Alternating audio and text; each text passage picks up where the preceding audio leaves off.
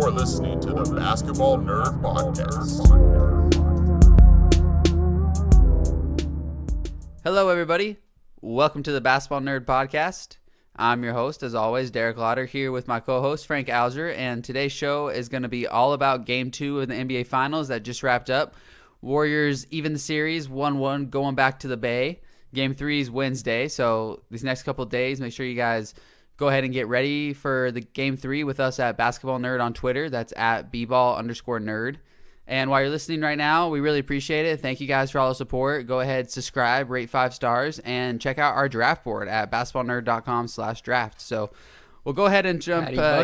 That's Patrick Omega put that together for us. He has really good scouting reports as well. So check that out and let us know what you think about it. In-depth stuff. Really in-depth stuff. Yeah, it's he goes deep into these reports, and so if you're going to call him out on his board, take a look at his reports and see why he has those prospects that high. But we'll quickly jump into Game 2. A little bit disappointing for Raptors fans, I'm sure. They had many opportunities and let the Warriors hit a huge run. Real quick, what are your first impressions from this game? And it's 1-1 going back to the Bay. How do you think Game 3 is going to shake out? If you're a Raptors fan, this is kind of a scary loss. You're like, this is a game we could have had. Clay gets hurt, misses like the last 5 minutes of this game, golden opportunity. That third quarter was the first half they dominated. It's hard to get a feel of what's going to happen in Game 3. Obviously, now the Raptors are in a position where they absolutely have to win one in Oracle, either Game 3 or Game 4. That's why this was a scary loss, because it was there to win. If you win, you could be like, okay, we're playing with house money now. Like, if we still win an Oracle, like, we're in command. Now it's like, we have to win a game. So it's like a completely different feeling now. So it's pretty crazy. I mean, what are your thoughts? Yeah, I mean, I think the exact same way. These next two games, home court matters a lot against the Warriors. I think the Raptors didn't really expect to be up 2-0, though. I think they would have taken 1-1 if you would have gave it to them before the series. I'm sure the Raptors and like Kawhi, when Kawhi was going off the court, he was like clapping and stuff, like kind of like it's okay, which is true. I mean, they could easily get one in Oracle, and I mean, I don't think the Raptors were expecting to go to sweep the Warriors or win this in 5. So there's positives to be looked at. The Raptors have been the better team for 6, maybe 7 quarters. And on top of that, you now maybe are missing Clay and KD. I think KD will be back in Game 3, but he may be a little slow. And I don't know about Clay. We'll see. Like you were saying earlier, off camera, we said that, or you said that Clay, hamstring injuries are tough. Like you referenced Chris Paul last year. If it's like that, and he really does miss the next couple games and possibly even the rest of the series, that is huge. If he comes back and can play, that's huge as well. So that's an X factor to me. Like, hamstring injuries are super hard to play through because, like, if your hamstring's tight and, like, hurt, like, you can't run. Like, you literally can't run. So it's like, I wouldn't be surprised if he misses Game 3.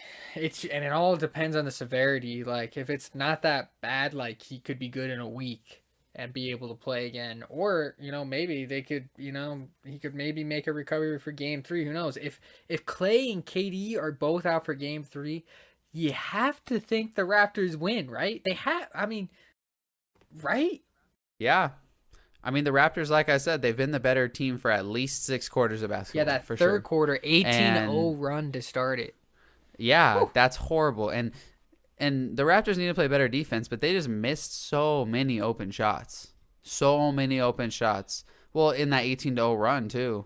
Like, they missed so many open shots. 18-0 run, yeah. And so, especially down crunch time. Yeah, so what are your thoughts at crunch time when, after Danny Green hit that 3, you're down 2, and Draymond gets the ball? Are you fouling Draymond there? I know it's the finals and there's a lot of pressure, but I think it was pretty obvious when Danny Green makes that 3. You look at the clock. Basically, you have to know, like, we can trap and go for a steal, but we have to foul at some point.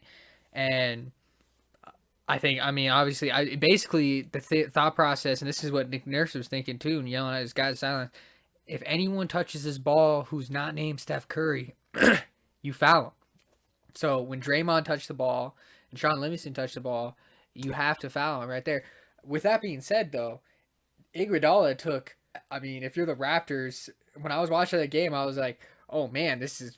You're loving this that Iggy's about to take this three right now with like 7 seconds left. He buries it and ices the game, which is clutch. But if he misses it, it gives a gift wrap opportunity for the Raptors. That shot was crazy. That was the ultimate like no yes moment if you're a Warriors fan. I'm sure Steve Kerr was on the sideline like no, boom, like let's go. That shot could have been huge for the series. Livingston made a huge play too. Curry made a pretty bad pass, and Kawhi really should have intercepted it, and Livingston got to it. I don't know how. That was crazy. That was a big play in this series. I feel like I'm a Raptors fan, even though I'm not. Like, that was disheartening. Yeah. That was a tough L. You just want to see the Raptors win this series so bad, just for for everything. It would be cool to see but win. You got to respect the Warriors, though. You have to respect them. They're a great team. They played amazing basketball. Bogut knows how that team ran when it was the 73-win team. He's still out there playing like that, and it helps that chemistry. Bogut's nowhere near the level. It's a real flashback. He's like, washed, obviously. But he still knows how to play with this, how this offense runs. So, exactly. And he's still an elite screener. That's what made him so good. What do you think about Boogie Cousins' play? Boogie played a really good game. He did play good. He played a factor. I was hating on Boogie playing a bunch and stuff. It just didn't see. He played good though. If he's making those shots and he made some good plays, he played good. He played way better than what Looney would have gave him or anything. Yeah, no, I totally agree with that. So and Bogut can't play big minutes anymore either, because he's older. So they split their minutes really well with him. Yeah, no, I definitely agree with that. So one thing I thought was interesting was that 11 players got got minutes for the Warriors, and 8 players got minutes for the Rockets. 11 man, or for the Raptors, 11-man rotation is pretty deep for the NBA Finals. I know that Clay got hurt, but still, that's a lot of people say during the season, you only need 8 people in the playoffs. We're only going to play 8 people. This shows that you can play with depth too. And the Warriors, there's a lot of talk that they're not as deep. They're not as deep as really good players, but their bench makes threes, and that hurts. Quinn Cook is really, really hurt. Like when they cut it, when they cut it to 4, and then Quinn Cook hit 2 threes and put it back to 10. That was a big moment. That was a huge moment, I think. One thing with when Clay got hurt, I think it was with 5 minutes left. I don't think the Warriors scored when Clay got hurt until Iguodala's 3.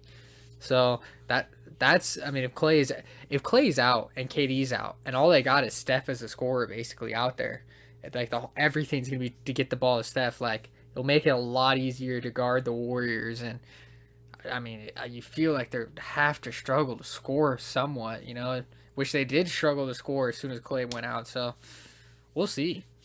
Even if Clay's out there, you got to think about picking the Raptors. Oracle is not the home court advantage that it used to be as far as, it still is loud, but numbers-wise, it hasn't been that. And the Warriors haven't played like that this playoffs. They've lost the most. You think KD plays, though? Yeah. That's a factor. I do. We have no idea. But I don't think KD comes out his first game playing. If Kerr said that they have to see him practice. So if you're telling me he's going to go one practice into an NBA Finals game, it'd be incredible if he has a great game. He's going to have a Boogie Cousins.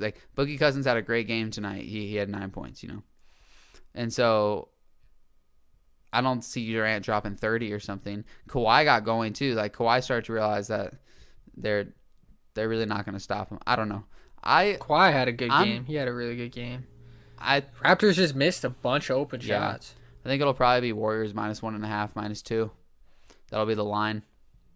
But I'm interested to see what happens. God, I'm just hoping that, the Raptors are really, really good defensive team. And so over the course of a series, that doesn't go away. And so it's not like the Warriors are gonna start blowing them out. I mean, that 18-0 run, I don't see a bunch of those happening. I know that's the Warriors signature, but I don't see that happening again in the series. So we'll see. I still think they're gonna be really close games. I think the Raptors will probably take one in Oracle for sure, though, and it's gonna be pretty much a 3-game series. I think game 5, 6, and 7. I'm hoping for a game 7. Yeah, they need Gasol had a bad game tonight, and Siakam didn't. Siakam had a tough night too, and Lowry had a tough night. Like, they missed a lot of shots. They need those guys to play good in Oracle. That's a huge factor. I think they will. Too. I do think they will. Yeah, Gasol 2 for 7, Danny Green 3 for 7. Look at Siakam. Even Kawhi 8 for 20. Kawhi, yeah, Siakam 5 of 18. The Warriors really did step it up on D, but also they just weren't hitting their shots like they were in game 1. You're gonna have down games. You're gonna have up games. So, do you have a prediction right now? Are you taking Warriors in game 3? I mean, I know it's pretty early. We don't know health concerns. I'll take Raptors in game 3 because the Warriors are pretty beat up. If KD and Clay, if they both play, though, that changes everything. If one of them plays, that changes everything. But I do think game 3 should be more gettable than game 4 for the Raptors. So I feel like they got to win game 3. So I'll go with the Raptors. Yeah. Raptors game 3, regardless of what happens. What are the keys, do you think, to the game for the Raptors to win? Well, if there's no Clay or KD, it's just hound Curry to the max, make Draymond. I mean, if it's just Curry, you can play that box and one that they did at the end of the game and just, zone it up and really just lock down on Curry. And you basically leave Draymond and Iguodala open on him, and they're not trying to shoot. So that maybe when it's like first and second quarters, they'll try to shoot. But crunch time, they weren't trying to shoot until Iguodala just said, screw it, I'm launching at the end. So. Well, if you have the box and one out there, you're not just going to leave Iguodala and Draymond completely open. That was exaggerated. Curry said that at the end of the game, but that was exaggerated on the last play because they trapped Curry so hard. But if you just run a regular box and one, they're not going to be just leaving wide open threes to Iguodala the whole game. They were letting Draymond and Iggy be pretty wide open. I think that was by design, though. And they just weren't shooting more than their box and one was leaving them vulnerable to that. Yeah. Because if you want to put your up defenders on the wing, I'd leave Draymond open. I'm not leaving Iggy open the whole series. But as soon as Draymond starts making them, I'm covering Draymond too. Listen to this. Before tonight, the last pretty sure 3 or 4 games, Iguodala was 0 of 11 from 3. Wow. I can't believe he made that shot. It would be such a different game. I can't believe Kawhi didn't get that steal too.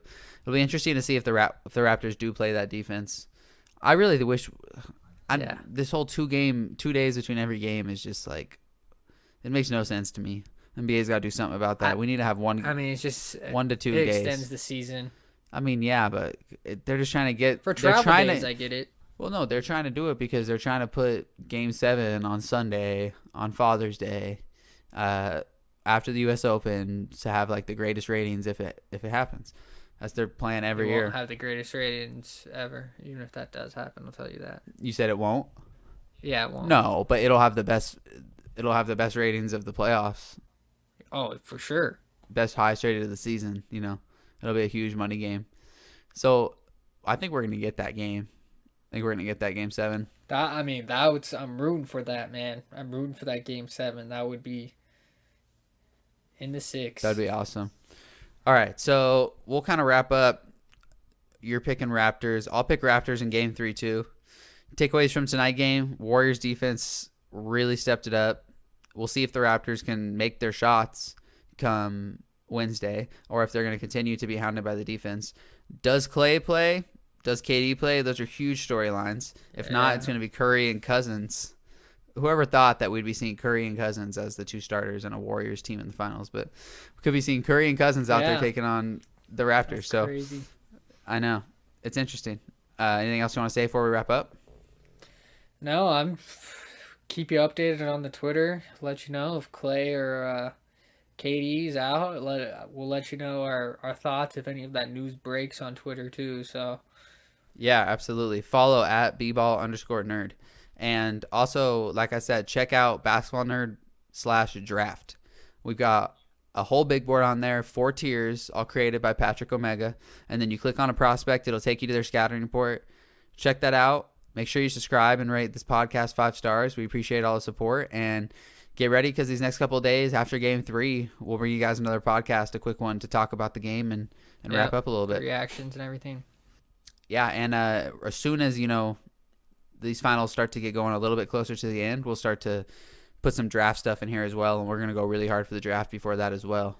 And after the draft, might have a Patrick Omega guest appearance, feature. possibly he might be in the studio. And then after the draft, we're gonna break down every pick. We're gonna break down how your team fares, what their future is, how they're looking this season, predictions, and just start getting ready for free agency right away. So go ahead, subscribe. Like I said, check us out on Twitter. Thanks for tuning in, and check out Game 3. You're Thanks, guys. listening to the Basketball Nerd Podcast.